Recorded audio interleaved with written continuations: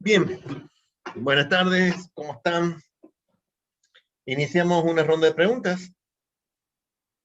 Abra el micrófono. Buenas tardes, profe. Yo le quería preguntar si me podía explicar, porque no me quedó muy claro, por qué era importante el delta H de cambio de fase cuando elegíamos el fluido. El fluido frigogénico, el fluido de refrigerante. Bien.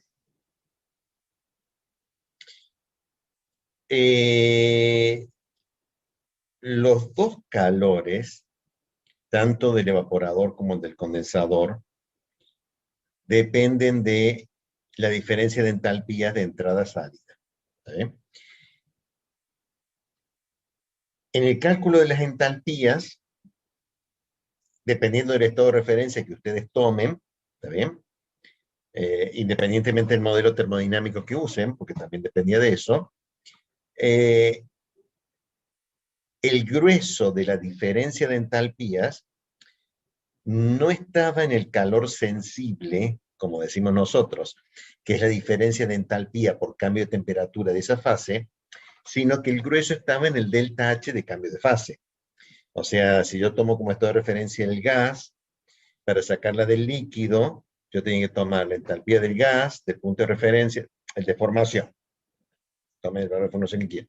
La entalpía del gas, desde la temperatura del estado de referencia hasta la temperatura de cambio de fase, menos delta H de vaporización, más la integral restante. ¿Está bien? Y cuando yo hago diferencia de entalpías entre entrada y salida, me queda delta H de cambio de fase más la integral del delta Cp entre el líquido y el gas, diferencia de T. Pero el grueso de la diferencia de la entalpía está dada por ese delta H de vaporización. O sea, cuando digo el grueso es el 80% de toda esa diferencia de entalpía está en ese término. La de la integral es importante, la integral del delta Cp diferencia T es importante, me corrige, pero el grueso está en el delta H. Ese delta H era molar, ¿está bien? O sea, esa diferencia de entalpías era molar. Cuando yo la multiplicaba a esa diferencia de entalpías, cuyo principal componente es el delta H de vaporización, por el caudal molar del fluido que está refrigerando, la multiplicación de ese delta H entre entrada y salida del condensador y evaporador por el caudal, ese producto era el flujo de calor que tenía que intercambiar en el evaporador o en el condensador. Y ese flujo de calor, por consiguiente, dependía de dos variables. Una, el flujo molar de fluido que estaba circulando.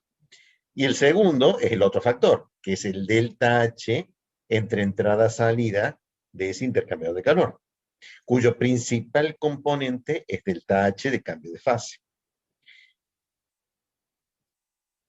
Para una igualdad de flujo de calor, o sea, si mi objetivo es enfriar una cámara frigorífica, ¿está bien? Para conservación de alimentos. Entonces yo hago un cálculo, cuánto calor pierde por las paredes, cuánto calor pierde por el techo y el piso, cuánto calor pierde por la abertura y cierre de las puertas, si tienen cortina de plástico o no tienen cortina de plástico. Eso me dice cuál es el flujo de calor que está entrando a la cámara frigorífica. Ese calor se lo tengo que sacar con un ciclo de refrigeración. Entonces, si yo tengo ese caudal que está fijo, ¿está bien? Para hacer el cálculo del ciclo, yo me tengo que preguntar, si está fijo el flujo de calor, porque depende de lo que yo quiero refrigerar. La cantidad de fluido que circula, ¿está bien? Está dependiendo de cuánto vale el delta H. Cuanto más chiquito sea ese delta H, más caudal tiene que circular para que el producto me dé el flujo de calor que yo tengo que sacar de la cámara frigorífica. Cuanto más grande es el delta H, menos caudal tiene que circular, porque el producto tiene que darme el flujo de calor que está dado por otro lado. ¿Está bien? Entonces, si yo tengo que el fluido frigogénico, el fluido de refrigeración, tiene un bajo delta H de cambio de fase, entonces obligo a que circule mucho fluido, lo cual implica que la bomba va a tener que ser más grande. ¿Está bien? Y trabajo voy a tener que hacer un poco más. ¿Está bien? Perdón. Potencia voy a tener que hacer más. ¿Está bien? En cambio, si tengo mucho delta H de cambio de fase, entonces el flujo molar del fluido que recircula es más chico. ¿Sí? Y por consiguiente la bomba es más chica. Por eso es que nosotros estos fluidos les pedimos que tengan un delta H de cambio de fase que sea interesante. ¿Está bien? Está bien, ninguno va a igualar el del agua, que es uno de los más altos. Hay algunos más altos, pero son raros. ¿Está bien? Todos los demás tienen un poco menos. ¿Está bien?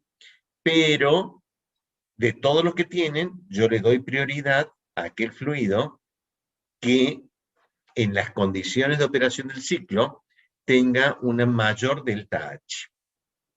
Está tarde o temprano vinculado, tendrían que demostrarlo ustedes con sus profundos conocimientos de termodinámica, que está relacionado con el ancho de la campana. Por un montón de motivos, porque eso era, cuanto más ancha era, más plana era la curva en el PT. ¿Está bien? Entonces, la derivada de la presión con respecto a la temperatura era proporcional al delta H de cambio de fase por ecuación de Clausius-Clapeyron. ¿Era así? ¿Eso va en termo? Vaya, qué curioso. O sea, sí, eso también va en termo. Gracias, profe. Pero ese es el motivo por el cual yo le pido que este fluido tenga un delta H razonable. ¿Qué es grande? ¿Qué es chico?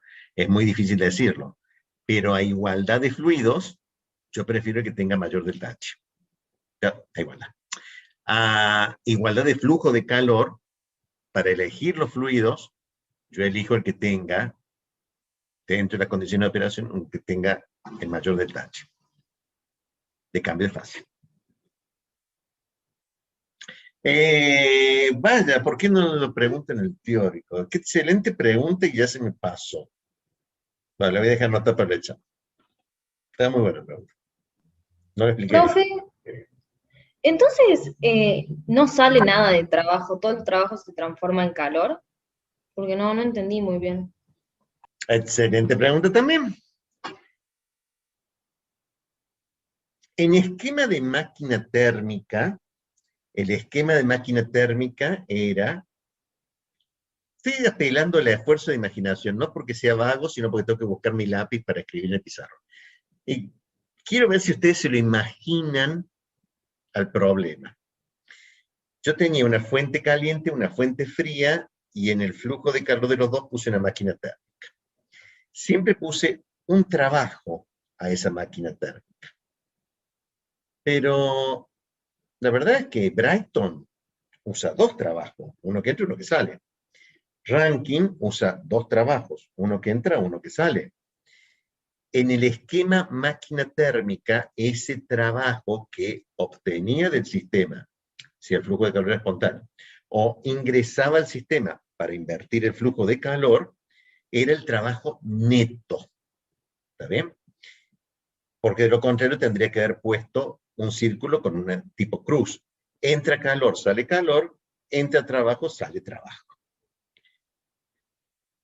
El ciclo frigorífico es un caso particular, porque por todas las condiciones del ciclo de refrigeración es un caso particular, porque en vez de tener dos trabajos, es suprimido un trabajo por una válvula de expansión isoentálpica.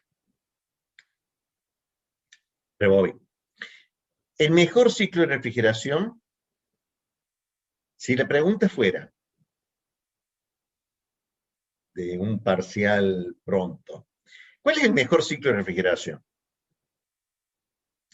Una pregunta tan vaga como esa tendría una respuesta tan incoherente como un ciclo de Carnot invertido. ¿Sí? El ciclo de Carnot invertido es el de máxima eficiencia térmica. ¿Sí? Requería dos isobarias, dos isotermas, dos adiabáticas. ¿Está bien? Cualquier otra máquina térmica que no sea el Carnot es más ineficiente, pero constructivamente puede ser más simple. Entonces, por las particularidades del ciclo de refrigeración, vi la oportunidad de reemplazar un trabajo por una válvula de expansión isentálpica. Podría no haberlo hecho y usar un expansor, ¿eh? Una turbina ahí en vez de una válvula de expansión y no pasa nada. Recupera un poco de energía, diría yo, a costa mecánicamente de varias cosas. Entonces, en este caso particular del ciclo de refrigeración, del ciclo de refrigeración ideal, tiene un solo trabajo que entra, no tiene trabajo que sale, ¿está bien? Porque lo reemplacé por una válvula de expansión isentálpica. Entonces, en este caso particular, coincide el esquema de máquina térmica entre dos fuentes, una máquina térmica con un solo trabajo que convierte trabajo en calor a la salida. ¿Sí? Por eso es que creo que a tu pregunta es, sí, este es una máquina térmica que consiste en solamente un trabajo que entra porque se hace trabajo en el compresor para comprimir el gas. ¿Sí? Pero es un caso particular. La mayoría de los ciclos, el esquema decía un trabajo, pero era el trabajo neto, porque había un trabajo que entraba y un trabajo que salía. No sé si esa era tu pregunta. Sí, sí, pero entonces, profe, en la realidad sí se da esa transformación totalmente isentálpica, o hay Sí, algún tipo es de... la más fácil de hacer y es una de las probablemente que más se ajustan a nuestros modelos idealizados. ¿Está bien? O sea, las transformaciones adiabáticas pueden no ser tan adiabáticas. ¿Está bien? Tienen una eficiencia isentrópica porque tienen una irreversibilidad. ¿Está bien? Pero de todas las operaciones que hemos visto, los intercambiadores de calor también tienen lo suyo, porque dependen del área, como ustedes vieron en la integración 2, dependen del área de intercambio, y nosotros no hablamos nada del área de intercambio de calor, porque es un tema de tecnología de energía térmica. Pero la más cercana a la realidad de todos los que hemos visto es la válvula de expansión isentálpica. Es una estrangulación en el caño, es un orificio, es un capilar. Es lo más cercano a cómo es exactamente en la realidad. Ni más ni menos de lo que hemos dicho. Una estrangulación, un orificio, un cambio abrupto de sección transversal. O sea, Ah, es lo bueno, más real. Es lo más real. claro, Es yo eso. tenía dudas porque pensé que no era tan así, pero bueno, ya entendí. Gracias. Pero de todo lo que hemos visto es la más así.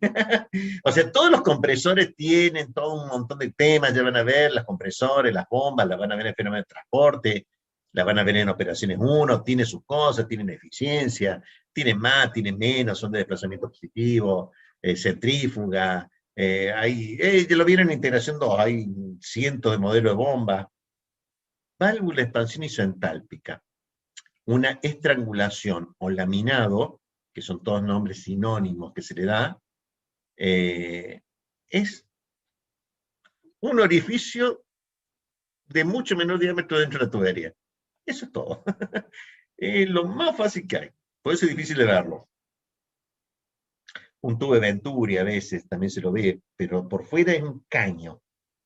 Los cambios están por dentro. A veces en la planta se lo ve, pero está entre dos bridas, porque vienen los dos caños, viene la brida, y uno ve la brida con una aletita. ¿Está bien? Es que en realidad hay lo que se llama una placa orificio. Esto es, se puso una placa que ocupa todo el diámetro del tubo con un agujerito, la válvula de expansión isentálpica. A ver, en la industria le van a llamar placa orificio. ¿Está bien? O sea, no le van a decir válvula de expansión isentálpica. Pero con sus profundos conocimientos de termo, es una válvula de expansión isentálpica. Una placa orificio. Se le llama así porque es una placa entre dos bridas con un agujero, un orificio. No es otra cosa. Maravilloso.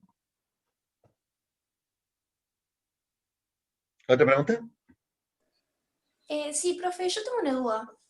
En el libro, en la sección 7, capítulo 10, comienza a hablar acerca de los sistemas de refrigeración con gases e introduce el el ciclo de refrigeración de Brighton.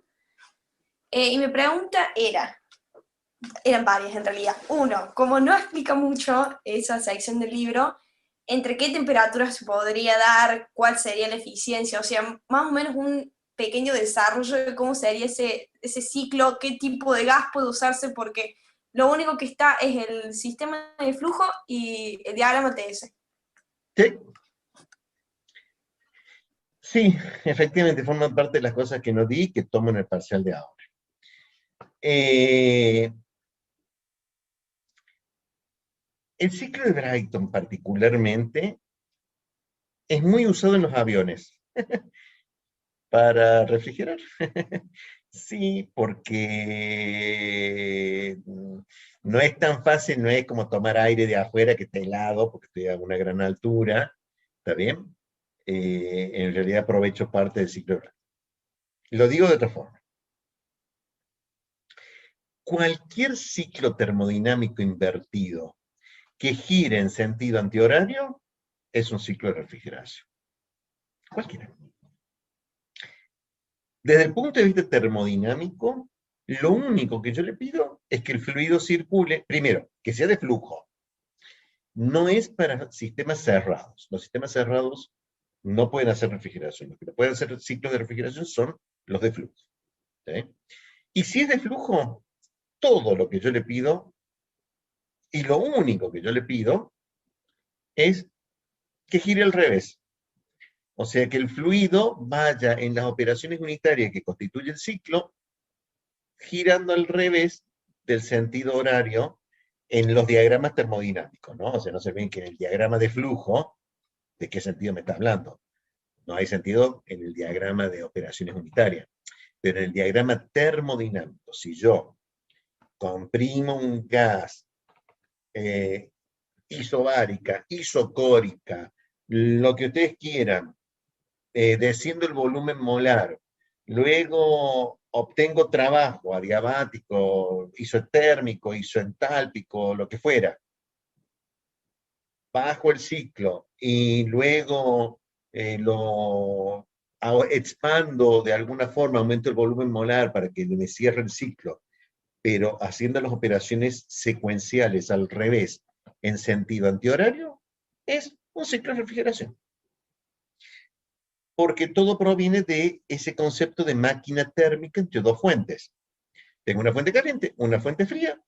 Mi máquina térmica, que era un conjunto de operaciones cíclicas, un conjunto de transformaciones cíclicas que yo le hacía a un fluido, ¿está bien? Mientras me entre trabajo neto, me invierte el flujo de calor. Y por consiguiente, o es una bomba de calor o un ciclo de refrigeración. Por eso es que el de Brighton es exactamente igual. O sea, el ciclo de Brighton motor, yo tomaba aire atmosférico, lo comprimía, lo combustionaba, aumentaba su temperatura, incorporaba calor, ¿está bien? Y luego lo expandía y lo expulsaba a la atmósfera. Lo que tengo que hacer es ahora tomarlo de la atmósfera, ¿está bien? Comprimirlo, enfriarlo, expandirlo y tirarlo a la atmósfera. El ciclo de Brighton girando al revés. O sea, la compresión ahora está del otro lado y la expansión está del otro lado porque tengo que cambiar las flechas, ¿no? En el diagrama termodinámico. Pero eso es todo lo que tengo que hacer. Girarlo al revés. Claro. Entonces, ¿por qué no lo uso? Bueno, es el mismo motivo por el cual no uso el ciclo de Brighton en un vehículo que ande en un auto o en una camioneta. ¿Está bien? Los problemas no son termodinámicos. Los problemas son mecánicos, son constructivos. ¿Está bien? Esto es, tengo que armar un gran sistema, un gran compresor y sobre todo la turbina de expansión ¿está bien? De ese gas para poder retirar trabajo útil, para poder hacer trabajo de eje. Es grande, ¿está bien? O sea, es grande. Después tengo que hacer la transferencia de calor, o sea, después de haber comprimido el gas, me aumentó la temperatura, tengo que enfriarlo en un intercambiador de calor. Ese enfriamiento no es isotérmico, es isobárico. También la temperatura va cambiando. Probablemente tenga menos eficiencia que el ciclo de refrigeración porque no es isotérmico, esa transformación de enfriamiento, no de condensación, porque no hay cambio de fase. En el ciclo de Brayton tiene que ser toda una sola fase. Quizás no sea tan eficiente como el ciclo de refrigeración. Pero nuevamente depende de varias cosas, el costo y la elección final, en las cuales no es menor que el costo de la instalación y del diseño mecánico. Y como nosotros no nos metemos en eso, no hay problema. Pero el ciclo de Rankine, ¿puede ser? Sí, por supuesto. Todo lo que tiene que hacer es girar al revés. También es. La diferencia entre ciclo, o sea, Rankine y ciclo de refrigeración ya la han visto ustedes, porque ambos trabajan en campana. O sea, está en vida. No sé si esa era tu pregunta. Sí, por ahí va mi pregunta, porque no está nada desarrollado, entonces, bueno, me llamó la atención primero que no estuviera nada desarrollado. No, Y no está nada desarrollado porque una vez que vos definiste que estas son las 4 transformaciones en el diagrama termodinámico, la siguiente respuesta ¿es un sistema de flujo? Sí. ¿Cuánto vale la primera ley de la termodinámica para el sistema de flujo? Delta H igual a Q menos W. En esta transformación tengo Q, tengo W. Sí, no. Delta H la tengo siempre, porque tengo las condiciones de los 4 puntos. Entonces saco el Q, saco el W. Esta parte es aburrida porque son todos iguales. Una vez que yo definí el diagrama, aplico la primera ley de la termodinámica para el sistema de flujo. No tengo otra cosa para decir. Se calcula con entalpías. perfecto. Se calcula con entropías las irreversibilidades. Nada más. O sea, no tengo mucha más ciencia que decir. O sea, ¿es más eficiente, menos eficiente? Vuelvo a mi discusión de la eficiencia del ciclo. No son valores comparables. Habría mucho más para decir que está fuera del alcance de termo. ¿Está bien? Que tiene más que ver con el diseño de la operación unitaria. ¿Está bien? Desde el punto de vista termodinámico, cualquier ciclo cierra. Puede cerrar con 3 transformaciones también, no tiene por qué ser 4, puede ser 5 transformaciones. Cualquier cosa. No, ingeniero, y está grabándolo. No son cosas. Cualquier conjunto de transformaciones termodinámicas cíclicas que en el diagrama termodinámico gire en sentido antihorario es un ciclo que toma calor de la fuente fría y lo transfiere a la fuente caliente con el agregado de trabajo. Ciclo de refrigeración. Profe, no termino de entender cuál es la fuente fría y cuál es la fuente caliente acá. O sea, porque en el evaporador sería la fuente fría y el condensador la fuente caliente, está mal. Está mal, no son esas las Está mal. fuentes. Ah, sí, son. No se olviden que eso es lo que está dentro del círculo. Las fuentes tienen que estar fuera del diagrama. Son los otros lados de los intercambiadores. O sea, estos ciclos de refrigeración tienen 2 intercambiadores de calor. Un evaporador, un condensador. ¿Sí? Para que condense o evapore, tiene que transferir calor. ¿A dónde? A algún lado. Bien, ese lado a donde transfieren ese calor es la fuente caliente o la fuente fría. No está en el ciclo, no es el evaporador o el condensador, es el otro lado del evaporador y del condensador. Las fuentes calientes y la fuente fría. ¿Se entiende? Esto es lo que está dentro del circulito de la máquina térmica. Los calores del diagrama de máquina térmica de fuente caliente y fuente fría es en los intercambiadores a dónde va el calor y de dónde viene el calor para evaporar, a dónde va el calor que condensa. ¿Está bien? Bien, esas son las fuentes calientes y las fuentes frías. No están en el ciclo, están afuera del ciclo. ¿Se entiende la pregunta? En el ciclo de Sí, pero Brighton igual no sería tu te, o pregunta, sea, si no, la pregunta es en el ciclo de Brighton. Entonces, no me queda más remedio.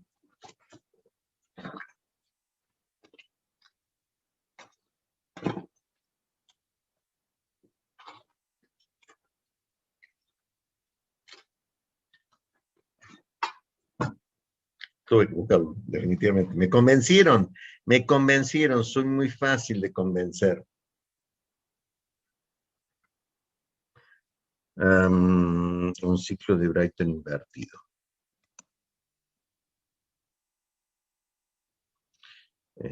Comprimo.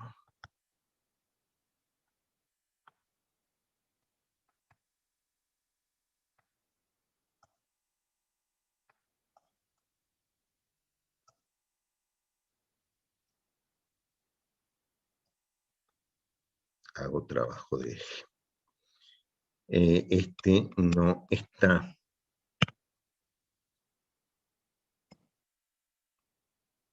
Porque es la atmósfera. ¿Está bien? En el ciclo de Brighton, uno de los intercambiadores lo saca porque es la atmósfera. Entonces, yo tomo aire a una atmósfera y 298, la comprimo, ¿está bien? Aumenta su temperatura y presión.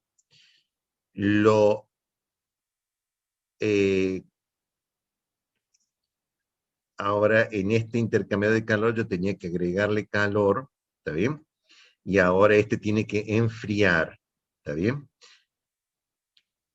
Tiene que entrar calor. Para entrar calor, ¿está bien? Esto está... a ver, esto aumenté la temperatura, ¿está bien? Si yo aumenté la temperatura, tiene que enfriar. Tiene que ir calor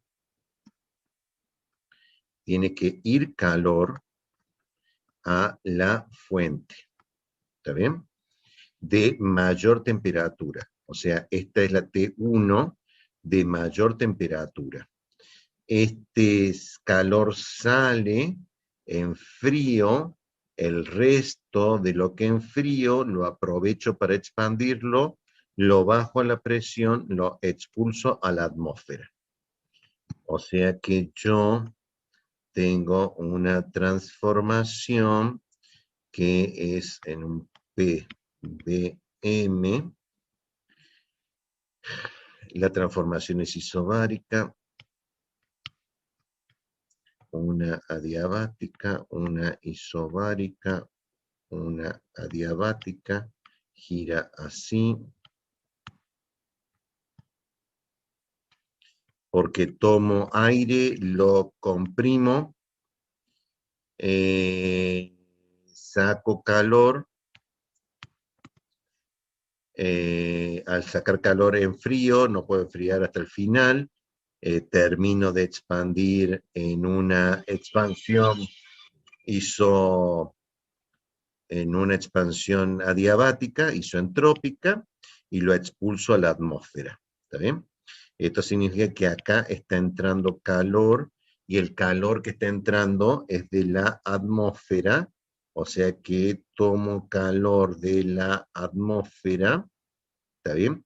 Que es la fuente fría, T2, tomo calor de la atmósfera, no hay intercambiador de calor, pero el calor está, porque yo tomo calor de la atmósfera, porque es la diferencia de entalpías entre este punto y este punto, el 1, el 2, el 3, el 4, el 1, el 2, el 3, el 4, tomo calor de la atmósfera, que es la fuente fría, y lo llevo a la fuente caliente, ¿está bien? Que sería T1, en donde T1 es mayor que T2, es la fuente caliente, a costa de hacer trabajo.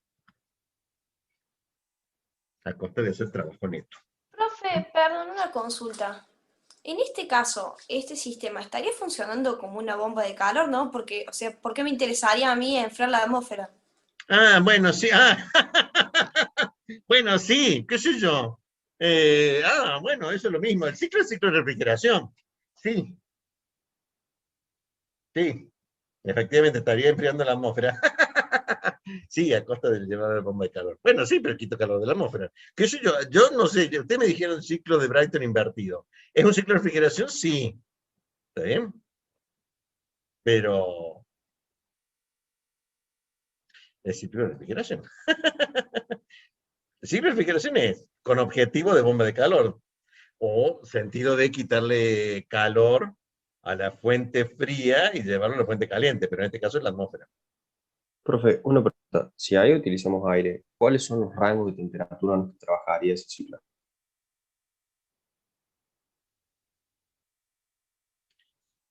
Bien.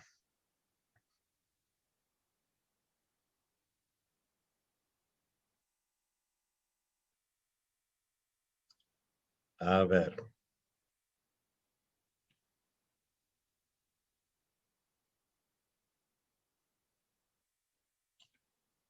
A ver.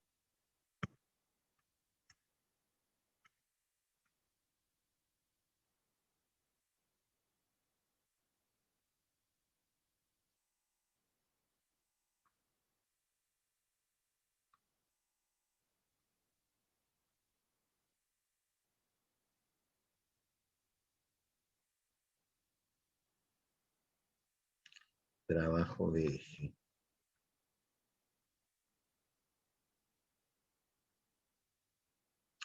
Yo tomo aire de la atmósfera, lo expando. Al expandirlo se enfría, ¿está bien? Porque esto estaría a una atmósfera, ¿está bien? Es el punto 3. Yo expando, ¿está bien? Al expandirlo bajo la presión, al bajar la presión baja la temperatura, ¿está bien? Al bajar la temperatura, yo caliento aquí con este intercambiador, sacando calor de lo que yo quiero enfriar, ¿está bien? Ahora es lo que yo quiero enfriar, esto lo llamo Q1. Después de enfriado al aire, lo tomo, lo comprimo hasta llevarlo a la presión atmosférica. ¿Está bien? Para lograr esto, yo necesito incorporar trabajo. Ahí tengo un ciclo de refrigeración de ciclo de Brighton invertido.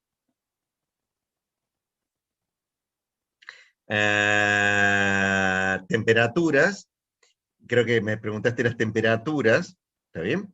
Las Sí. temperaturas están gobernadas por las presiones. De todos los ciclos, el ciclo de refrigeración es el que más notorio es que no se lo fija por temperatura, se lo fija por presión. La temperatura es a lo que dé. ¿Está bien? Y el ejemplo que acabo de dar en este sentido es este. Si yo trabajo aspirando a una atmósfera, ¿está bien? Fíjense que lo que he hecho es el mismo ciclo con cualquier otro sentido, ¿no? Lo único que yo pido es que sea en sentido antihorario, ¿no? No se olviden que el sentido antihorario en este diagrama, que es el de flujo, es irrelevante. Lo que a mí me interesa que sea antihorario es el sentido del ciclo termodinámico, ¿está bien? Porque yo este dibujo, particularmente, lo podría haber hecho con cualquier esquema. Lo que importa es qué es lo que es el 1, el 2, el 3 y el 4, de acuerdo al diagrama termodinámico. ¿Está bien? Entonces, si esta presión es una atmósfera, ¿está bien? Y ahora tengo que ver cuál de los dos lo mantengo a 298, ¿está bien? El que aspiro probablemente, o sea que esta es la isoterma de 298. Esta es la isoterma de 298. ¿Está bien? Yo bajo la presión hasta esta isoterma, ¿está bien? Cuya expansión adiabática me enfría bajando la temperatura hasta esta isoterma. Tengo la tranquilidad de que en esta, ¿está bien? La temperatura es más alta, o sea que esta es la temperatura que me va a gobernar la transferencia de calor porque es la temperatura del punto 4, ¿está bien? O sea que mi fuente fría tiene que estar a una temperatura menor a la T4 para que transfiera, esto es la temperatura 4 y va desde la mayor, o sea que T1, T2, si este es T2, es la temperatura de mi fuente, tiene que ser mayor que T4, tiene que ser mayor que T4 porque el flujo de calor va de las mayores temperaturas a las menores temperaturas, ¿está bien? Entonces, de mi fuente fría, todo lo que yo puedo decir es que la temperatura de fuente, la voy a llamar de fuente, para no confundir con la temperatura 2, la temperatura de mi fuente 2 tiene que ser mayor que la temperatura del punto 4 para que transfiera calor. Pero no era que los flujos de calor se invertían de la fuente fría a la fuente caliente, no. Siempre va de acuerdo a la segunda ley de la termodinámica de la fuente caliente a la fuente fría, de acuerdo a la segunda ley. Para poder invertir eso, tengo que poner una máquina térmica. En este caso, entre este intercambiador de calor y la fuente fría, el flujo de calor espontáneo, porque entre los dos no hay nada, debe darse entre la mayor temperatura, que es F2, con respecto a la temperatura entre el punto 4 y el punto 1. ¿Está bien? Como la 4 es la más baja de todas, ¿está bien? Tiene que ser mayor que la más baja, tiene que ser mayor que esta, perdón. Tiene que ser mayor que T3, que la T1. Mayor que T1, porque tiene que ser más alta que la más alta de estas dos. O sea, que TF2 debería estar por TF2, tiene que estar por acá. Tiene que ser Y más también, alta. Tiene que ser perdón, más también va a alta para estar, que haya una transferencia de calor a la otra. bien, sí, sí. Y también va a estar determinado por la cantidad de, o sea, no la cantidad, digamos, la presencia de agua en el aire, ¿no? A partir de ahí tengo 2 millones de problemas, efectivamente. ¿Sí? Ah, bien, Sí, bien, bien, gracias. son problemas más constructivos que otra cosa. El Bien. aire no es aire, la atmósfera no es atmósfera. Bueno, no me saquen de contexto. Estamos idealizando algunos fluidos. Cuando decimos atmósfera, decimos aire, y cuando la calculamos con marcada es nitrógeno puro.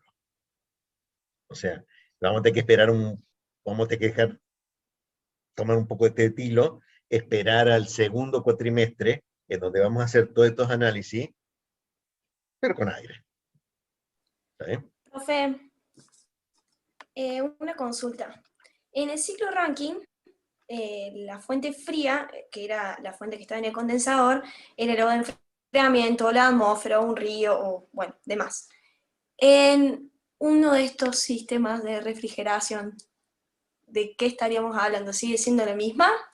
Porque es la que estaba en presencia con el condensador, ¿o no? No. La fuente fría, si yo lo uso para refrigerar, si yo uso el ciclo de refrigeración para refrigerar, la fuente fría es lo que yo quiero refrigerar. Y la caliente es la atmósfera. ¿Está bien? O sea, porque acá justamente mi objetivo de refrigeración es porque tiene que ser, entre comillas, más frío que la temperatura ambiente. ¿Está bien? Entonces el ambiente es la caliente, lo que yo quiero refrigerar es la fuente fría.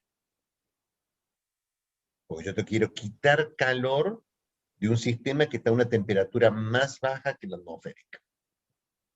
Y voy a transferir calor del más frío a la atmósfera. La atmósfera es la fuente caliente. ¿Siempre va a ser la atmósfera en todos los ciclos? No, depende de qué es lo que yo quiera. Esto es,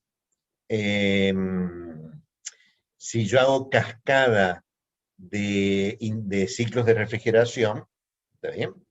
Esto significa que voy a poner un ciclo de refrigeración con otro ciclo de refrigeración, con un intercambiador al medio, equivalente al ciclo combinado entre Brayton y Rankine, que se acoplaban por un intercambiador, yo puedo acoplar ciclos de refrigeración, sobre todo cuando yo tengo que bajar a temperaturas muy bajas, ¿está bien? O sea, a veces esta temperatura puede llegar a ser 50 Kelvin, 70 Kelvin, 70 Kelvin, cuando la temperatura normal es 298. Estoy hablando de un proceso como el de licuefacción del aire, la destilación fraccionada de aire, que es el método industrial para obtener nitrógeno y oxígeno. ¿Está bien? Para lograr eso, yo tengo que lograr temperaturas muy bajas. Para lograr temperaturas tan bajas, un ciclo no me alcanza. Tengo que hacer varios ciclos, con varios fluidos al medio. En ese caso, cada ciclo le transfiere calor al ciclo siguiente. El último de la cascada probablemente sea el de la atmósfera. ¿Está bien? ¿Qué quiero decir? Muy probablemente haga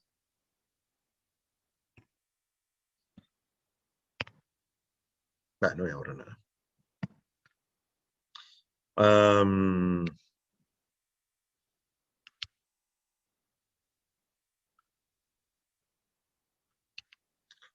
Uno de amoníaco que termina en atmósfera en 298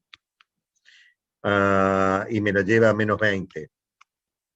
Un intercambiador de calor, un compresor, un intercambiador de calor, una válvula de expansión isentálpica de un propileno.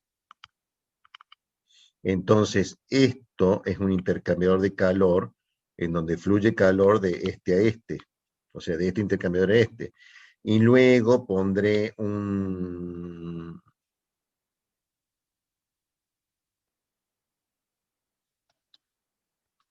propano,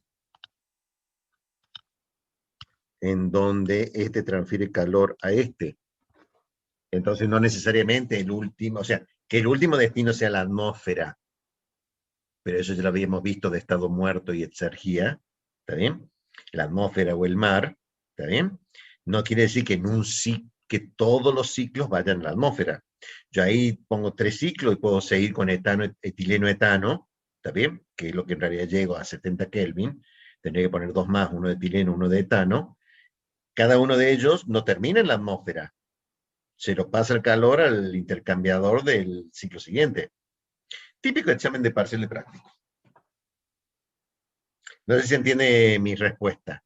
O sea, desde el punto de vista termodinámico, transfiero calor de la fuente fría a la fuente caliente, incorporando trabajo.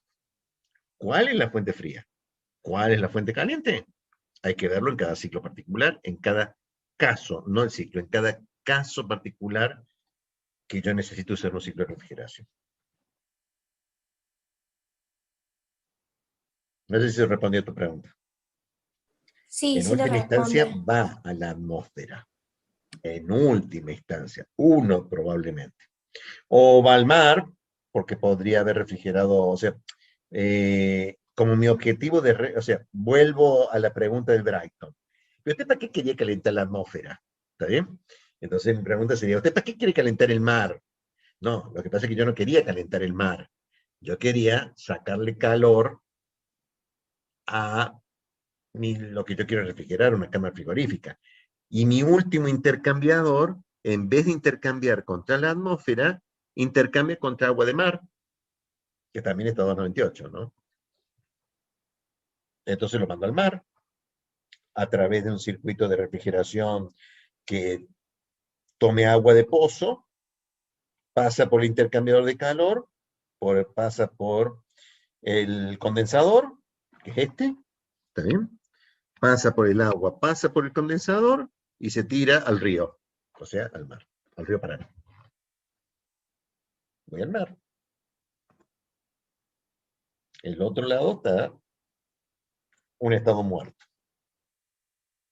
Profe, una consulta. ¿Y ese calor que se va a la atmósfera no se puede utilizar para otro proceso? Sí, no, no sé. Vaya, ingeniero, no me puede dar una respuesta simple y sencilla a una pregunta simple y sencilla.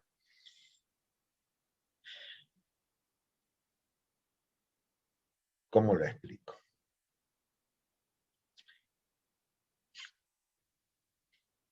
Tengo que recurrir a sus profundos conocimientos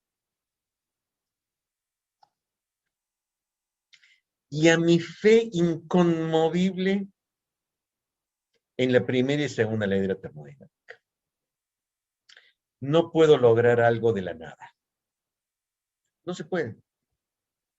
No puedo obtener dinero sin que salga del trabajo o de los recursos naturales, que son las dos fuentes. Se puede hacer un análisis entrópico, que los hay, de la economía, ¿sí? Que obedece a las mismas leyes termodinámicas. No se puede crear ni destruir el dinero, excepto por trabajo y recursos naturales. Bueno, destruir dinero se puede destruir tan fácilmente, no sé cómo, pero se puede, pero no se puede crear algo de la nada. Esto es, yo quiero refrigerar, algo pierdo. Entropía se pierde, se va a perder, hay una irreversibilidad, no lo puedo evitar. Entender eso nos llevó 3 siglos, dígame, y un siglo de científicos que no lo creían, o sea que si ustedes no me creen ahora, se van a sumar a los terraplanistas de hace un siglo atrás, ¿no? 2 siglos atrás. Porque nadie le creyó a Carnot. Necesitamos 30 años más después de que Sadi Carnot publicó en sus anales el análisis de la entropía, que no llamó entropía exactamente, para que el mundo científico dijera, puede ser que tengas razón. Porque no logro rebatirte. 30 años, y casi se murió el tipo, de hecho creo que finalmente murió sin ser reconocido. Ahora es Sadi Carnot, o sea, ¿cómo no vamos a entender? Es su ciclo. Nadie lo entendió en ese momento. Es muy difícil entender por qué la naturaleza es así. Pero es así. No puedo lograr algo de la nada. Entropía se va a perder. O sea que tarde o temprano, la respuesta última a tu pregunta, no lo puedo aprovechar. No. Hay una parte que se va a perder irreversiblemente. No lo puedo evitar.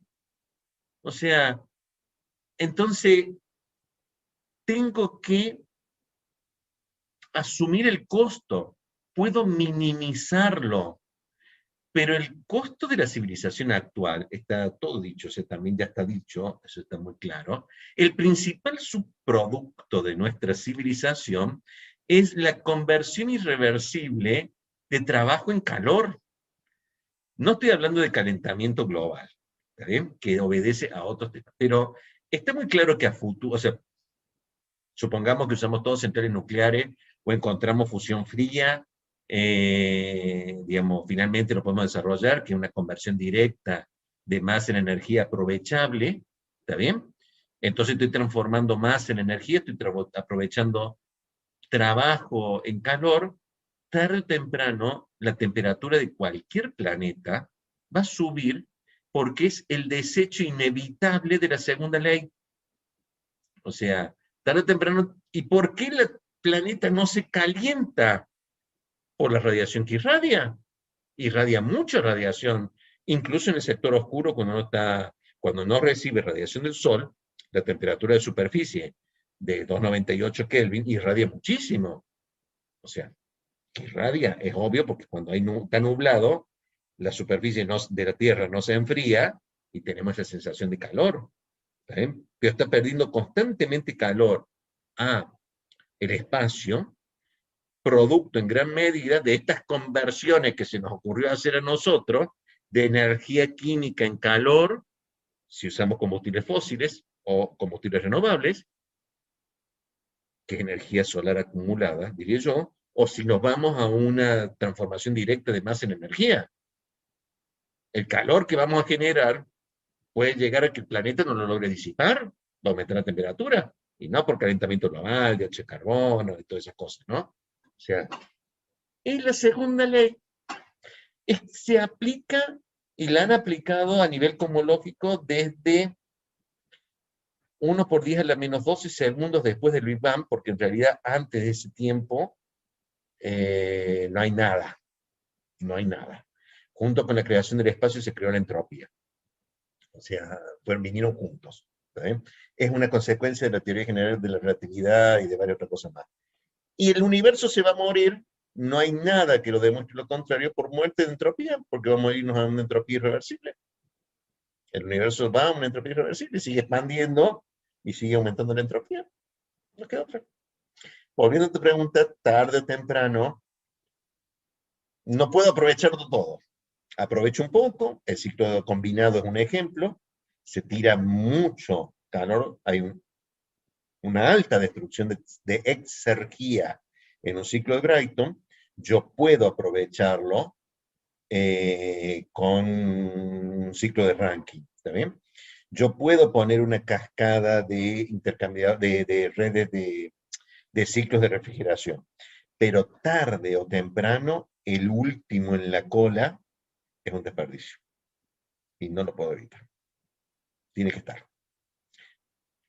Búsquenlo. Tiene que estar. No existe un auto, una máquina perpetua de la primera especie que se mueva de la nada. ¿Está bien? No existe una máquina perpetua del segundo tipo que se mueve indefinidamente. No existe. Y hasta donde conocemos las leyes, no me puedo atrever a hacer futurismo porque hemos cambiado demasiadas leyes. Puede ser que la teoría de las cuerdas finalmente ande. ¿Está bien?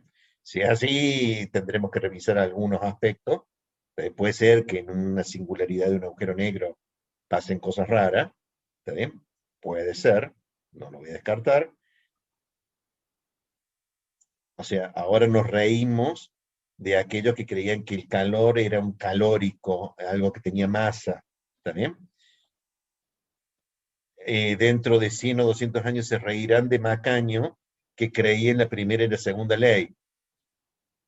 Bueno, yo no voy a vivir para verlo, ustedes sí, y se acordarán de mí para reírse de Macaño de que creía en la primera y la segunda ley.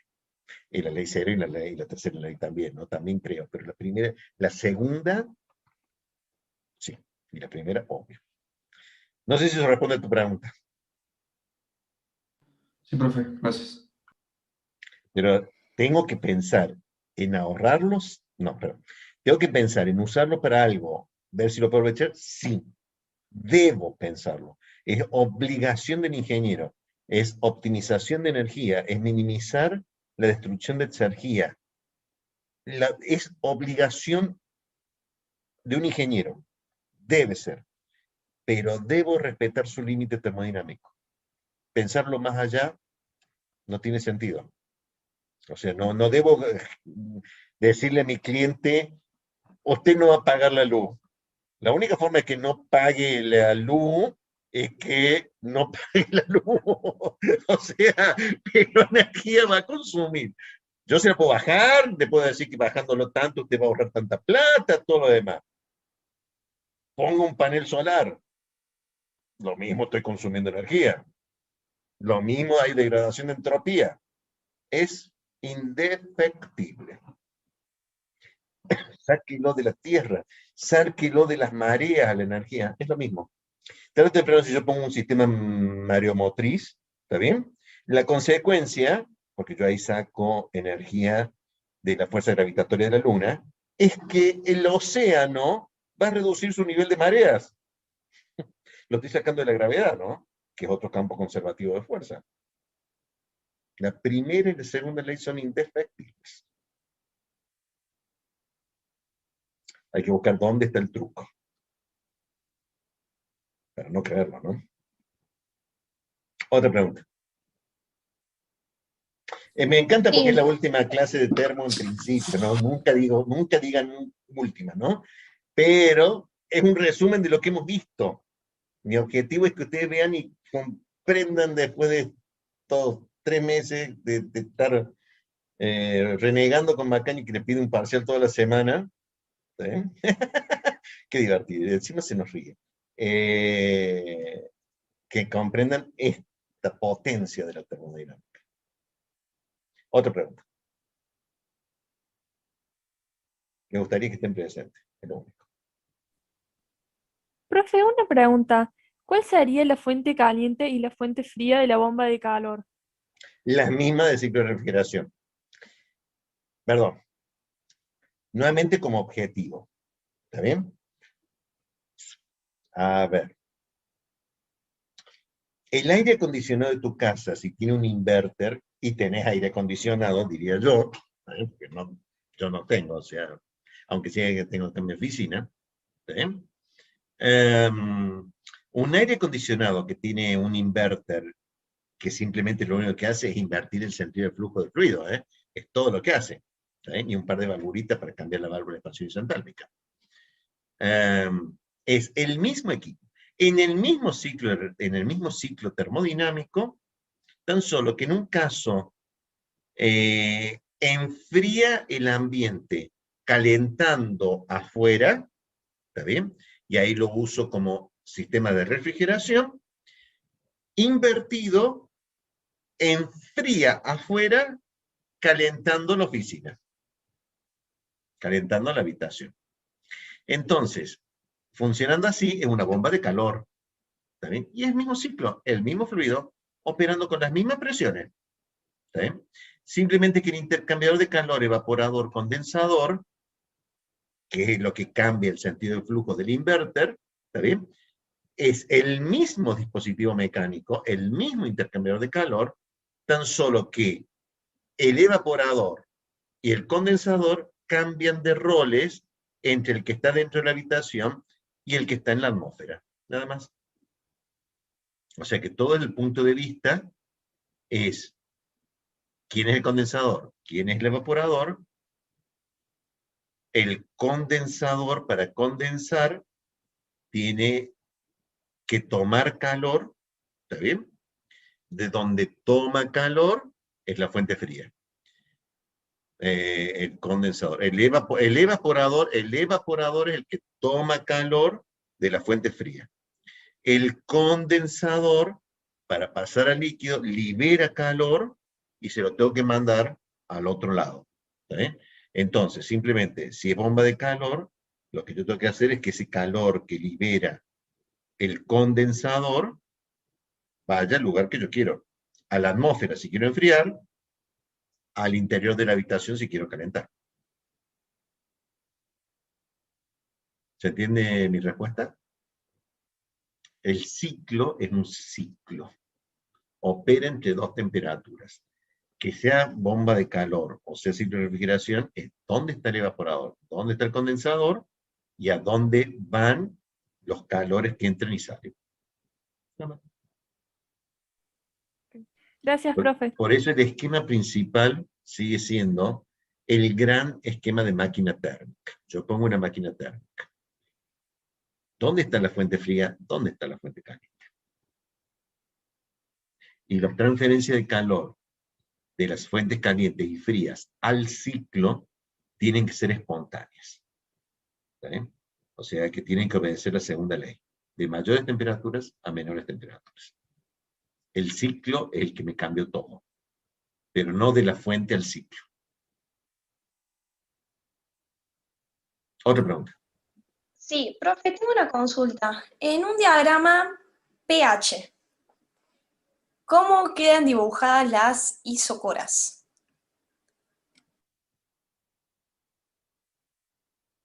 Como diga Macap. Qué fácil que zafé. Vamos a ver.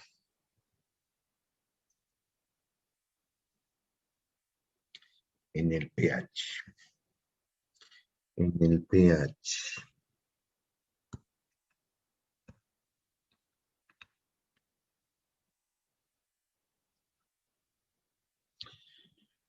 En el pH, el ciclo es así.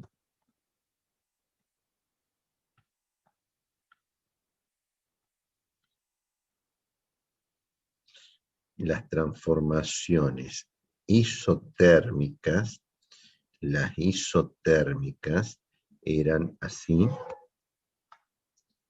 Las isotérmicas.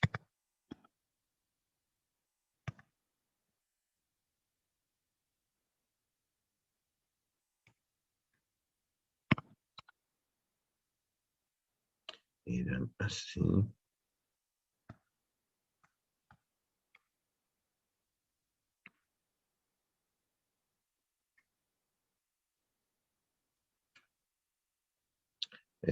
porque acá hay un equilibrio de fases. Ciclo de refrigeración. Yo tenía que tomarlo, comprimirlo, enfriarlo. En realidad, esta es una expansión isentálpica, esta venía así, o sea, esta venía así.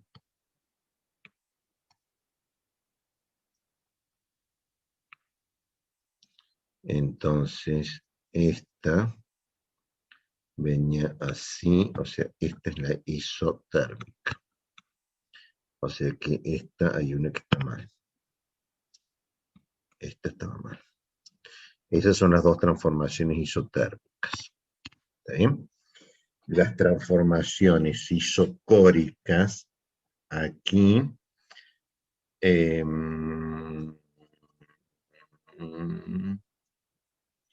la isentérpica era vertical,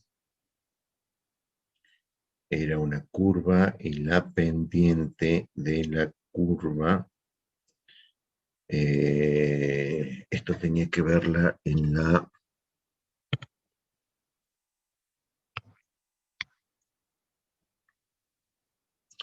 por los volúmenes, o sea, en un PBM, en PBM que era así,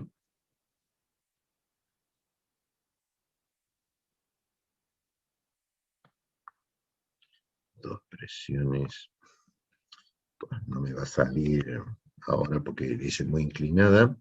Este es el 1, el 2, el 3, el 4, el punto 4 era este, el del medio yo comprimo del 1 al 2 al 3, y de los volúmenes, el volumen del 1 y el volumen del 2 son más grandes que los volúmenes del 3 y el 4, pero de los 3 y 4, el punto 3 tiene menos volumen, esto era más volumen, y me lo tenía que guiar este y este, que esta transformación de gas es compresión, o sea, no está bien hecha acá.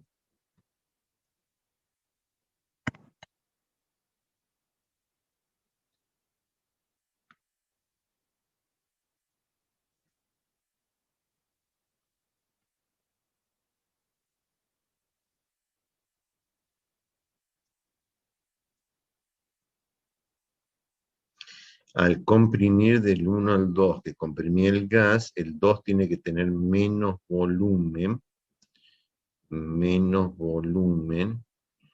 y acá era así o así.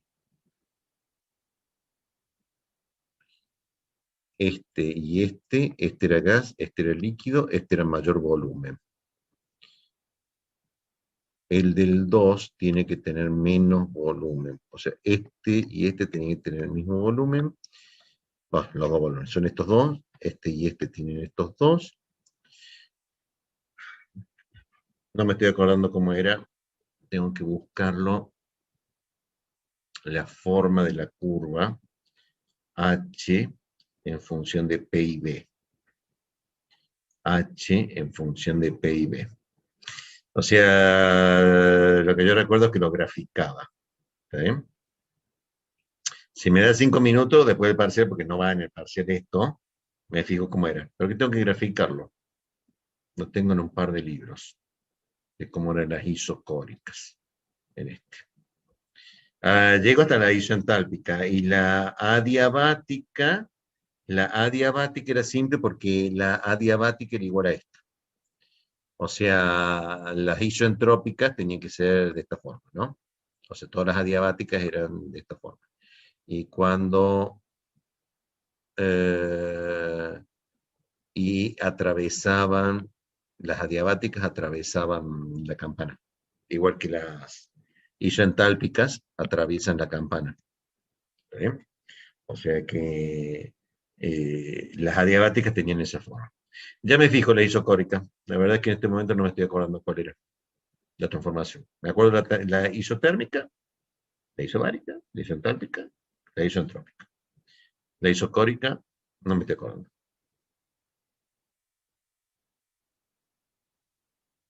¿Otra pregunta?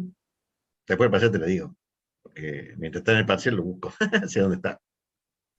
Está bien, me entró la duda sobre todo por los ciclos motores cerrados, que creo que en todos los videos dijo que lo podía pedir en cualquier diagrama y digo, ¿y cómo se hace acá? Claro, claro. Sí, lo dije. Las transformaciones isocóricas, lo que pasa es que en el TS sí, en el pH yo siempre hice en el pH las de ciclo de refrigeración. ¿Está bien? Buena pregunta. Bueno, denme media hora y yo lo deduzco. Se las deduzco. ¿Cómo era? ¿Cuál era el signo? Que es lo que no me estoy acordando. Si el signo era positivo o negativo. Se las deduzco. Entonces me comprometo a no buscar en el libro y se las deduzco. Porque la isocórica yo tengo que poner H en función de P y D. Y después poner H en función de P y D, despejar B y cómo me queda la curva de P en función de H. O sea, perder el signo de la curva. Ya lo saco. ¿Otra pregunta? Sí, profe. Cuando empezó a darlo el tema este de ciclo de refrigeración, dijo que acá íbamos a hacer una transformación isotérmica, que es donde evapora todo y donde condensa todo. Cuando dio el tema de ciclo de Brighton y ciclo de Rankine, antes de dar Rankine dijo que también iba a tratar de hacer una transformación isotérmica, pero al final el diagrama estaba formado por dos isobaras y dos isoentrópicas. ¿Acá el diagrama son isotermas o en la realidad no se puede lograr eso? Tengo dos respuestas. Primero, como están gobernadas por presión, la forma que yo tengo de hacerlo isotérmico, cuando está gobernada por presión, es que haya equilibrio de fases. Porque mientras haya dos fases, la presión y la temperatura no van a cambiar. ¿Sí? Como la presión no cambia, la temperatura tampoco, porque hay dos fases. ¿Sí? Por eso es que yo hago transformaciones dentro de la campana, para tratar de acercarme a que sea isotérmico. Pero la realidad también me indica que tarde o temprano los subenfriamientos o sobrecalentamientos están fuera de la campana. Y en el momento que se fue de la campana, la temperatura cambia, porque la presión es la que se mantiene constante. O sea, son transformaciones isobáricas. ¿Está bien? A menos que haya una caída de presión, pero son transformaciones isobáricas. Entonces, sobrecalentamiento, subenfriamiento, están fuera de la campana, dejan de ser isotérmicos. Pero la idea es que el grueso de la transformación, por estar dentro de la campana, mientras la presión se mantenga constante, la temperatura se va a mantener constante, porque es la ecuación de presión de vapor, es el equilibrio de fases, lo dijo Gibbs. ¿Está bien? Y yo a Gibbs le creo. ¿Está bien? La energía libre molares del líquido de vapor son iguales, tiene como consecuencia que la temperatura y la presión no cambian mientras haya dos fases. Por eso yo procuro, no obligo, procuro que esté dentro de la campana lo más que pueda. ¿Está bien? A veces, o sea, a veces lo logro, a veces no. ¿Está bien? Es ese mi objetivo, pensando solamente en que el ciclo de Carnot, su idea de eficiencia estaba dado porque la temperatura era constante. ¿Está bien? No porque la presión fuera constante. ¿Está bien? Su reducción de la entropía Porque finalmente la variable integradora del calor para transformar en diferencial exacto fue la temperatura y no la presión, o sea, es Q sobre T, no Q sobre P. Entonces la temperatura tiene ese objetivo y la transformación isotérmica es la que más se acerca al de la máxima eficiencia. Y procuro que esté lo más posible dentro de acá. Procuro. El ciclo de Brayton directamente me ignora totalmente. Los ciclos de Otto Diesel cerrados también me ignoran totalmente. No son ciclos que operen dentro de transformaciones isotérmicas. ¿Sí? Si puedo, las aprovecho lo más que puedo. Puede que no pueda aprovecharlos el 100%. ¿Se entendió mi respuesta? ¿Era eso lo que me preguntabas? Sí, sí, eso era justamente. Gracias, profe. Bien. ¿Otra pregunta?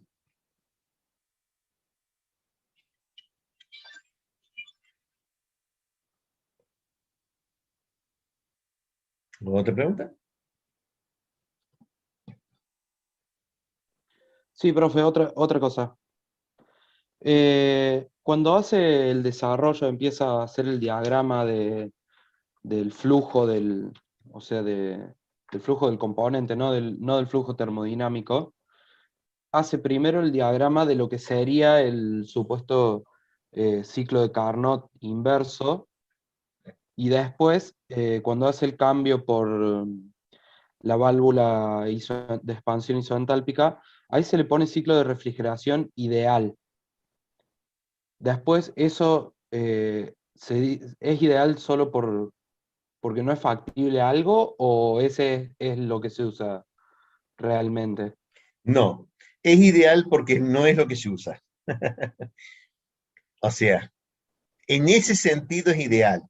No es que use gas ideal, no es que sea el de Carnot, que también es ideal, ¿está bien?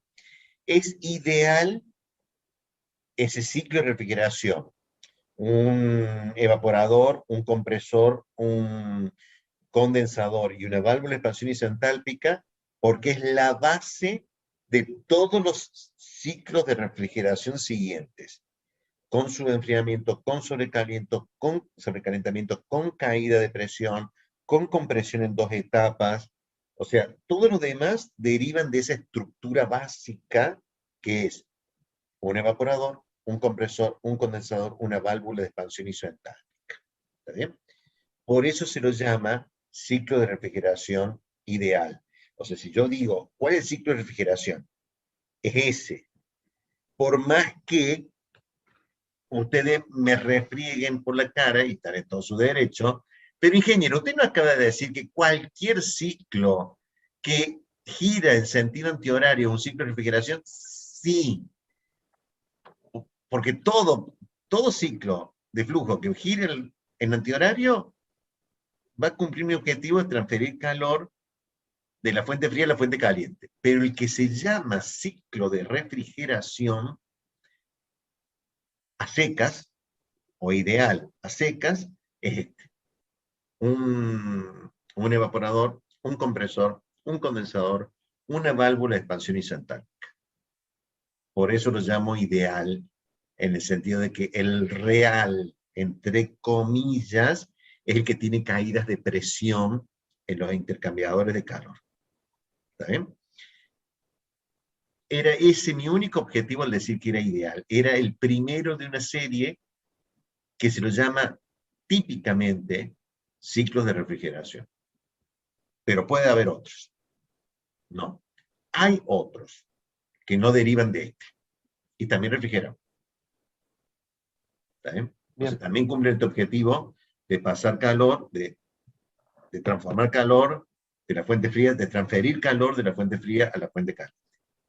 Pero no los llamamos ciclo de refrigeración, los llamaremos ciclo de Brayton invertido. ¿Está bien? Por más que... Entonces, ingeniero, no lo entiendo ni medio. ¿Es un ciclo de refrigeración o no es un ciclo de refrigeración? Me acojo a la 5ª enmienda de la Constitución de Estados Unidos. Cualquier cosa que diga va a ser usada en mi contra. ¿Es un ciclo de refrigeración? Como toda discusión en termodinámica proviene de la adecuada definición de sistema. O sea que tengo que definir un poco mejor. ¿Está bien? Y es confuso esto. ¿Se puede transferir calor de la fuente fría a la fuente caliente? Sí, haciendo trabajo y usando una máquina térmica. Haciendo trabajo sobre el sistema y usando una máquina térmica. Todas las máquinas térmicas que hacen eso transfieren calor de la fuente fría a la fuente caliente, invirtiendo el flujo espontáneo de calor. Se llama ciclo de refrigeración, un evaporador, un compresor, un condensador, una válvula de expansión isentártica. ¿Son los únicos? No. ¿Es la única variante? No. Hay varias. ¿Está bien? ¿Hay otros ciclos que también hacen lo mismo de esta manera? Sí. ¿Se lo llama refrigeración? Tengo que decir lo siguiente. Es una buena oportunidad. Ustedes se reciben de acá, van a trabajar a ver, tendría que ser, por ejemplo, lo que veo más cerca, porque quedó pocas acá en Córdoba, trabajaría en Petroquímica Río Tercero, que tienen un proceso de liquefacción de aire. Tienen una caja fría.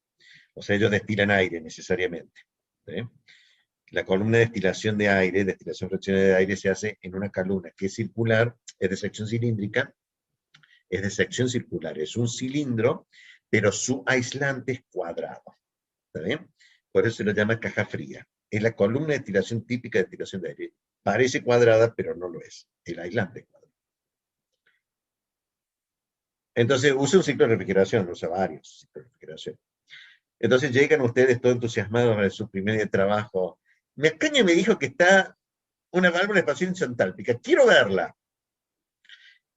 El jefe de turno va a terminar sentado de la risa. ¿Está bien? Porque, ¿qué válvula de qué? ¿Hizo qué? No le va a entender ni medio. ¿Está bien? Lo cual quiere decir que uno de los primeros objetivos que nosotros tenemos como ingenieros es ser capaces de adaptarnos a las circunstancias. ¿Sí? Lo que estoy diciendo es cierto, bueno, si no fuera cierto que es lo que estoy haciendo acá sentado, ¿no? Pero en el contexto en el que lo digo, y con el principal objetivo, el esencial objetivo, de que cuando ustedes estén en una circunstancia determinada, en un sitio y lugar determinados, adapten el escenario de lo que están viendo y hagan la transposición de lo que ustedes en principio aprendieron. ¿Sí? De todas esas, lo primero que deben haber aprendido es que al entrar en una planta hay que ser humilde, esperar y preguntar. Nunca afirmar. ¿Sí? Porque si ustedes afirman en la primera semana, esto se hace así porque Macaño le dijo así, como ellos no saben quién es Macaño, ni quién es Fonseca, ni nadie, les va a decir, ¿y a mí qué? Los catalogan como ingeniero que se creen esto que me van a decir a mí que hace 50 años que estoy en esta planta y sé por dónde abre la válvula, pero probablemente nunca tuvo la oportunidad de ver cuál es la válvula de expansión isentártica, que es de donde depende todo.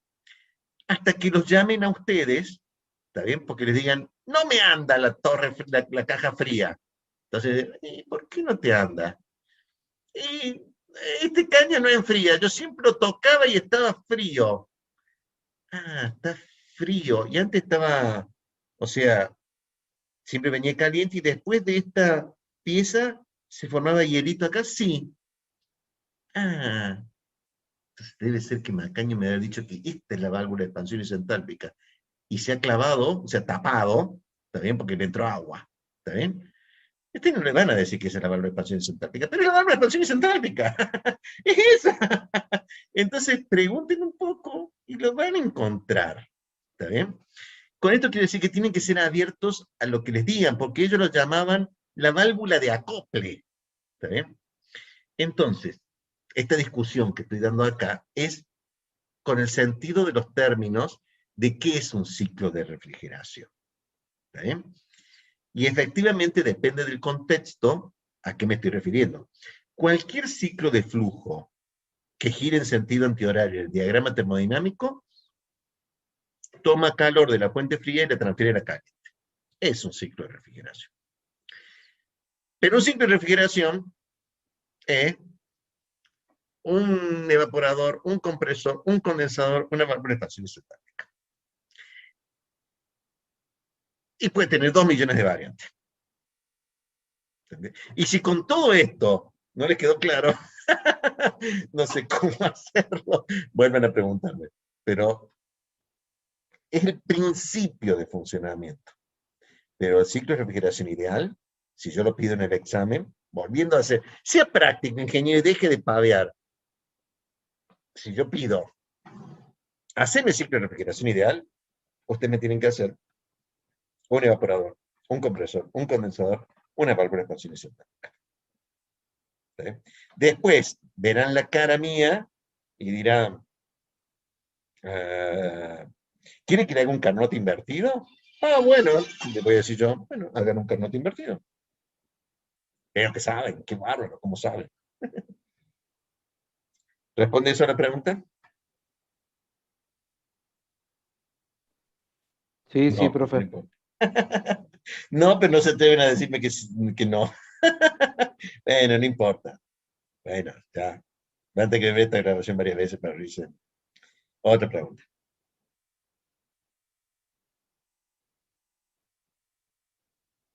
¿Otra? Bueno, yo creo que ya quieren arrancar porque quieren decir, bueno, sí, ya arrancamos. Tengo para una de 1 minuto y sin explayarme, así no va a ser la última vez que nos veamos, así que después preguntaré cómo anduvo esto. ¿Sí? Después responderán las encuestas. Respondan las encuestas cuando las abramos, la encuesta de opinión estudiantil, ¿no? Son anónimas, créanme. Es un acto de fe como la primera y la segunda ley. Sí, o sea, tengo idea de los códigos que tenemos subyacentes ahí, créanme que no tenemos forma de rastrear, a menos que me responda un chico, ¿no? O sea que si tuviera un curso de 5 chicos, bueno, sí, es muy difícil hacerlo, pero responden 20, no hay forma de saber quién respondió qué cosa. O sea, es totalmente anónimo. ¿Sí? Digan su opinión. Primero, la pregunta que me hicieron, que no sabía, ¿está bien? El diagrama de Molière, que es el pH, ¿está bien? Porque finalmente me estuvieron llamando 20 personas, así que dije, no voy a hacer desarrollo, lo busco, a ver cómo es. El diagrama de Molière, el P, presión, versus entalpía, en el eje de las ordenadas, el eje de las abscisas, ¿está bien? Esto es la curva del líquido saturado, esta es la del vapor saturado. Yo me observo acá las líneas de entropía constante, las isoentrópicas. Fíjense cuál es la inclinación que tienen, pendiente positiva y bastante alta. Estas son las curvas isocóricas. Esta es la de 5, debe ser 7 PSI, debe ser pie cúbico por mol, porque esto está en todas unidades inglesas. Esta de 5 es la isocórica, o sea, la de volumen constante, de una pendiente positiva, pero más baja que la de la entropía constante, que viene así. Las isotérmicas, acá veo la isoterma de 0 Fahrenheit, porque esto también tiene unidades inglesas, es, no me pone la del lado líquido, no me la pone a la isoterma, pero viene en 0 y baja por esta curva de 0. O sea que todos estos numeritos que están acá, 0, 40, por ejemplo, 40, 40, esta es la isoterma de 40, ¿está bien? Y lo que yo leo en el eje de las abscisas es la entalpía, ¿está bien? Acá dice que ha habido un cambio de escala porque no le entró todas las líneas, no le entran en el diagrama, entonces acá cada 2 celdas mide 40, acá 40 y 60, acá hay 20, o sea, un cambio de escala acá, pero el diagrama es esencialmente este. ¿Sí? O sea, respondiendo a la pregunta de cómo ven las isocoras, esta línea, que no sé si la alcanzan a ver, la de 6, la de 10, son a volumen constante, son isocoras. ¿sí? Esta de entropía constante de 430, 450 son isoentrópicas. Y la que viene bien para abajo es la isotérmica, ¿sí? Que cuando entra la campana se hace horizontal y después vuelve a subir, ¿sí? Bien. Y como ya queda poco tiempo, paso, sí, a explicar lo que esperaba de... Bueno, pues. Bueno, había una pregunta que decía, ¿cómo se puede lograr transferir calor de la fuente fría a la fuente caliente sin violar el segundo principio? ¿Está bien? Las opciones. Realizando trabajos sobre el sistema a través de una máquina térmica. No se puede hacer obteniendo trabajo, tengo que hacer trabajo.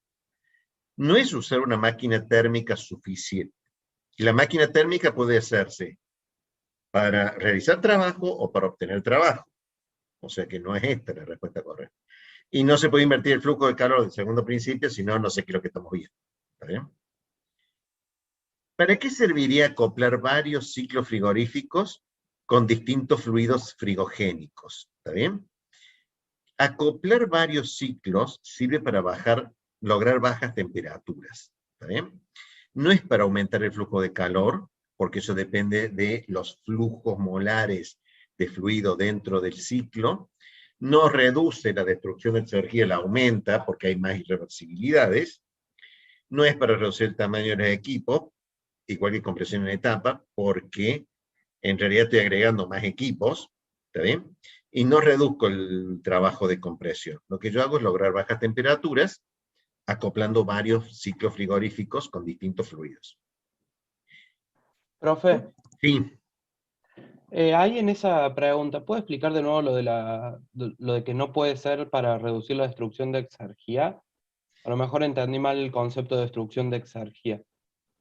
Bien. La exergía se destruye por irreversibilidad. ¿Está bien?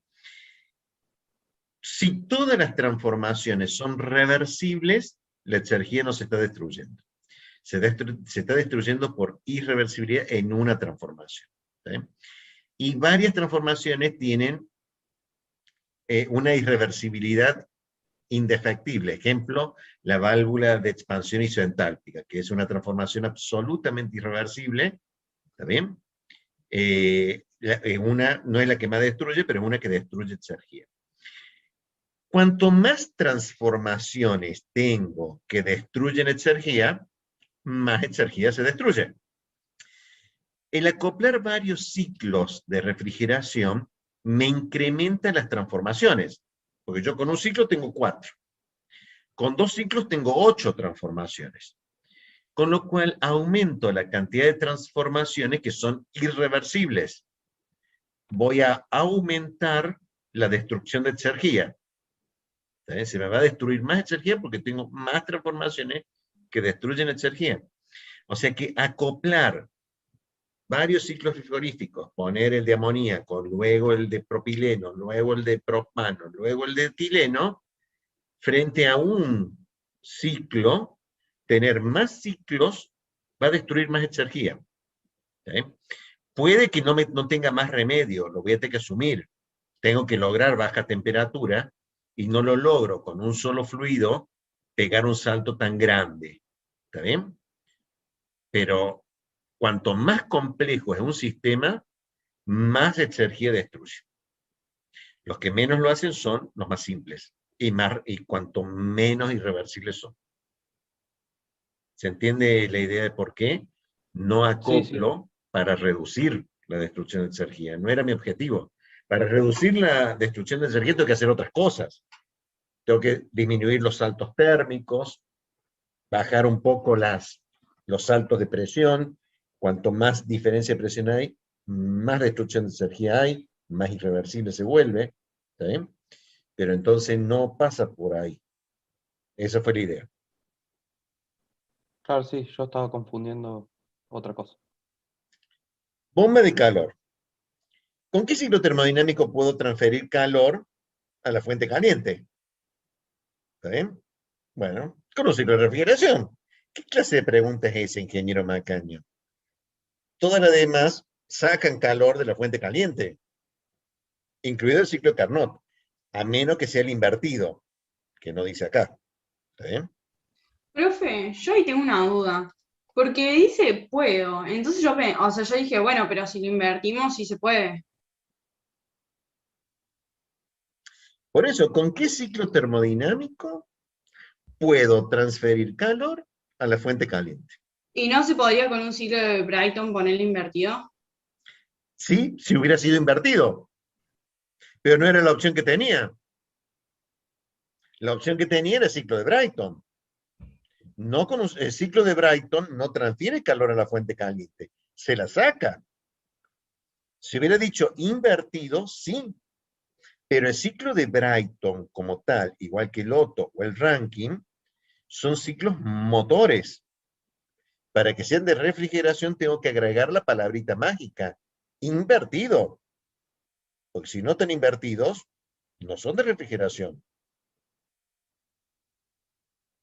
O sea, ahí la Sí, sí, palabra es tal como está. No dice el ciclo de Brighton invertido. claro, sí, o sea, sí, eso lo entendí, o sea, los marqué porque como había leído puedo, yo interpreté, bueno, sí, lo interpreté mal. Está bien, sí. Como todas las cosas, yo lo entiendo. Esto siempre es un problema de interpretación. Los problemas de interpretación de los enunciados los escucho a los docentes de química general. ¿Está bien? Que también deben haberlos retado ustedes porque ¿cómo interpretan esto? Que no interpretan, no hacen interpretación de texto.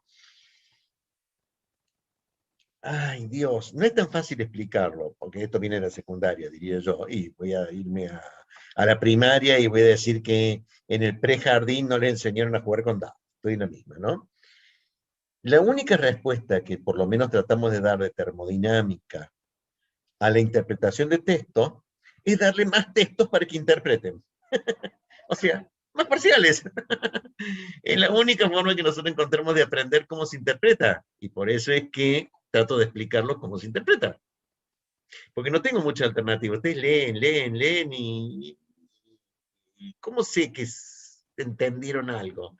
Poniéndolos a prueba. Ahora, vos me vas a decir, es demasiado tarde porque ya me bajó un punto. Bueno, estos parciales, digamos, tienen su valor, pero no son de decisión, no son de vida o muerte, no es que te fue mal en esto y ya te fue mal en todo. Vamos a poner todas las pilas en el integrador. ¿Está bien? Ahí vamos a controlar más, vamos a controlar todo. Voy a decirle cómo usar el directo, un montón de cosas, pero no. Esto es para ponernos más a prueba y aprender de esto. Caída de presión. ¿En qué transformaciones de un ciclo de refrigeración ideal hay una caída de presión? ¿Está bien?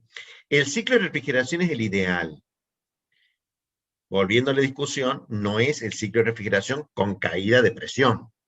¿Está bien? El ciclo de refrigeración ideal. ¿Está bien? En el ideal, la caída de presión está en la expansión isoentálpica. ¿Está bien? Porque las evaporaciones y las compresiones son... la evaporación es isobárica, no hay caída de presión. En la compresión no hay caída, hay aumento. En la condensación es isobárica. Y que no haya caída de presión en el ciclo, no es cierto.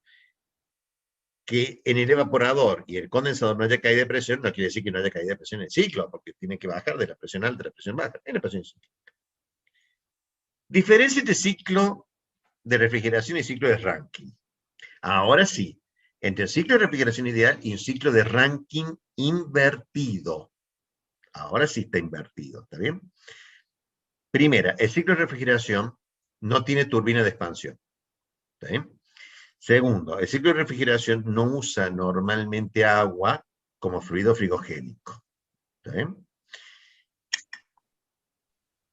El Tengo ciclo de una duda. refrigeración. Sí. Depende de las temperaturas a las que nosotros queramos llegar, ¿o no? O enfriar. No. ¿O teníamos que suponer eso? No. O sea, Refrigeración es por lo menos más frío que temperatura ambiente. ¿Está bien? Si no, no estoy haciendo refrigeración. ¿Está bien? Fue el problema que yo observé cuando traté de explicarle el ciclo de Brayton, y uno de ustedes me comentó, pero usted está calentando la atmósfera. Me paré y me dije, qué excelente observación. En realidad yo no voy a calentar la atmósfera, yo tengo que estar por debajo de la atmósfera, o sea, quiero enfriar. ¿Está bien? O creo que estaba enfriando la atmósfera, una cosa así. Entonces tengo que hacerlo al revés, dije yo, o sea, tengo que ponerlo al revés. ¿Qué es lo que pasa? O sea, la respuesta genérica también es para aprender, no hay ciclo de refrigeración con agua. Ciclo de refrigeración. Lo más que yo puedo llegar a enfriar agua es con torre de enfriamiento, que no es un ciclo de refrigeración, es una torre de enfriamiento, enfrío por otro camino. ¿Está bien? Pero no hay ciclo de refrigeración con agua. No lo hay. O sea, de todas formas no valía el 50%, creo que valía un 25%, se pregunta porque era medio dudoso. O 50%, no me acuerdo cuál, ya me dijo. No tiene evaporador, no es cierto, tiene evaporador. Esa refrigeración no trabaja con mezcla, no, no es cierto. O sea que la duda podía ser únicamente en este punto, pero este era indefectible. Esta pregunta tenía algo resaltado en negrita. Indefectiblemente. Sea eso lo que signifique, a menos que hayan entrado en el diccionario de la Real Academia Española, que quería decir indefectiblemente. Podría haber dicho sine qua non. Y estaba peor que usted que esto. No es que no sea tóxico, ¿está bien? Porque el primer ejemplo que dije es, el que se usa es amoníaco, que es tóxico. ¿Está bien? Y no puede ser indefectiblemente barato, ¿está bien? Porque hay mezclas que son bastante caras. El freón no es tan barato y las mezclas ahora ecológicas y todo lo demás son más caras que el freón. Sí necesito, sí o sí, que la presión de trabajo de la transformación de evaporación, que es el de abajo, sea mayor que la presión atmosférica, porque no me tiene que entrar aire a mi sistema. O sea, esto sí o sí. Que a la temperatura de transformación de evaporación haya equilibrio de fases y que haya en la condensación. ¿Está bien? No es indefectible que no destruya la capa de ozono. De hecho, todavía se usa freones. ¿Está bien? O sea, no es que es indefectiblemente no debe destruir. Y tampoco es indefectible que tenga un delta H de vaporización mayor que el del agua. Todo lo que yo dije es que sea grande, lo que sea grande. ¿Está bien? Grande con respecto a qué. ¿Está bien? Grande. Pero yo nunca dije con respecto al agua, porque el agua es difícil de ganarle. Así que no es indefectible que tenga. Si la pregunta hubiera sido que tenga un gran delta H de vaporización, hubiera tenido la duda. Pero que la tenga mayor que el agua, indefectiblemente, no. En ningún momento lo dije. No, no tenía por qué serlo. Bueno, la discusión de la heladera. No sé si discutimos esto de la heladera, de abrir la heladera de la cocina. Si un día hay mucho calor, usted está cocinando, y usted está cocinando porque todos ustedes cocinan, y si no, tienen que cocinar algún día. Y además tienen el horno encendido porque están haciendo empanadas o pizza a esta hora de la noche. Y la heladera también la tienen en la cocina. Y no tienen aire acondicionado. ¿Está bien? ¿Pueden dejar abierta la puerta de la heladera para refrigerar la cocina? ¿Está bien? Espero que nadie me haya dicho sí porque lo ha probado y funciona. Porque no le funcionaba tan mal su diseño experimental. Mi fe en la primera ley y segunda ley de termodinámica es indefectible. Así que esta no puede ser. Sí, o sea, mi primera respuesta es sí o no. ¿Está bien? La primera respuesta es no, no se puede. Ahora vamos a ver un poco por qué. ¿Está bien? O sea que el que sea que sí, no se puede. Así que no me podían haber respondido en ningún momento que sí. ¿Está bien? ¿Qué tiene que ver que el evaporador de la heladera esté siempre frío? Si el radiador de atrás de la heladera está más caliente. La primera respuesta es no, porque la fuente fría coincide con la fuente caliente. O sea, la idea del ciclo de refrigeración es que yo tenía dos fuentes, una fuente fría que está dentro de la heladera y una fuente caliente que está en la atmósfera. Si yo abro la puerta de la heladera, entonces mi interior es la atmósfera. Entonces mi fuente fría es igual que mi fuente caliente. Si mi fuente fría es igual que la fuente caliente, no puedo operar de transferir calor de la fuente fría a la fuente caliente. Si no opero de esa forma con dos fuentes, no anda. La segunda ley lo prohíbe. ¿Sí? La primera también. Estrictamente, no es porque no se crea ni se destruye, porque en esencia hay trabajo. Tomando la cocina como sistema, ¿está bien? Está entrando trabajo eléctrico a través de los cables, ¿está bien?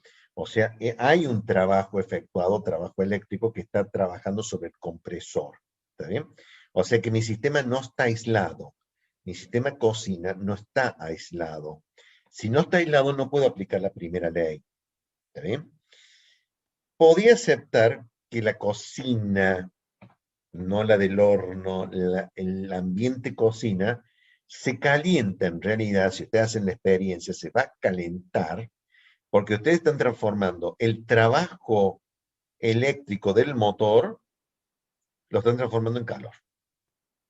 Eso es lo único que ustedes están logrando, de acuerdo a la primera ley, en la cocina si dejan abierta la heladera. O sea que no van a enfriar ni medio, la van a calentar a la cocina. No la pueden haber probado porque no funciona. ¿Está bien? No tiene que ver que el calor generado por el horno es mayor que el calor que trae la heladera. O sea, no es por esto que no funcione. ¿Está bien? Y sí puedo refrigerar porque funciona como una bomba de calor. Es una pregunta que es contradictoria en sí misma. O sea, ¿cómo que sí puedo refrigerar si es bomba de calor? O sea, que esto no era. O sea que las opciones correctas eran no porque la fuente fría del ciclo coincide con la fuente caliente, ¿sí? Y podía ser no porque la cocina se calienta por transformación de trabajo eléctrico del motor de la heladera en calor de acuerdo a la primera ley. ¿A qué temperatura se encuentra la fuente caliente en el ciclo de refrigeración? La fuente caliente depende del condensador. ¿Está bien? Tenía que estar más bajo que la temperatura del condensador para que transfiera calor. Más baja que la temperatura de la transformación de condensación. ¿Sí? Y esta era la única respuesta. Más baja que la temperatura de la transformación de condensación. ¿Qué tipo de ciclo? ¿Es el ciclo de refrigeración o el ciclo de flujo, ingeniero? ¿Qué clase de pregunta es esta? ¿Y cuál es el sentido de giro? ¿Es correcto decir que si el sentido de giro de un ciclo termodinámico es antihorario, transfiere calor de una fuente fría a una fuente caliente? Sí. Sí, lo dije 20 veces. Sí, es verdadero. Si el sentido de giro de un ciclo termodinámico es antihorario, transfiere calor de la fuente fría a la fuente caliente. ¿Preguntas?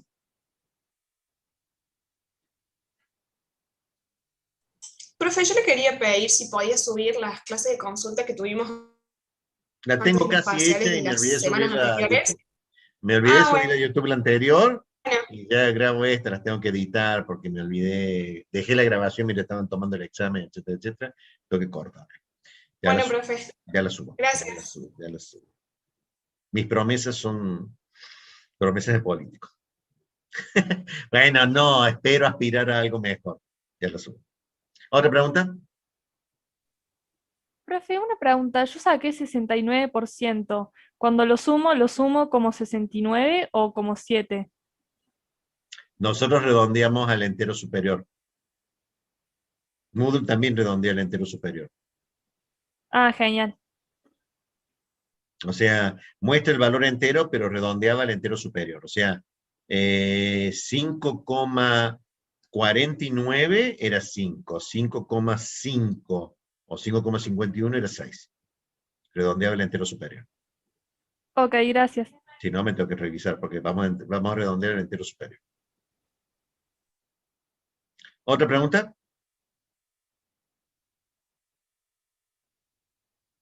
Bien. Bueno, me queda el parcial solamente y el coloquio, nada más. Ya. No me digas que han sufrido termo, una materia tan divertida. Tienen que ver el lado divertido de esta materia. Habría que estudiarla. Bueno, sí, había que estudiar, que otra cosa quieren que haga. Estamos acá para estudiar, yo también estoy estudiando. Yo me había olvidado de lo que era la isocora. No me acuerdo de todo. Ni lo sé todo en absoluto, o sea. Pero bueno, nos vamos a ver en el parcial. Y ahí terminaremos.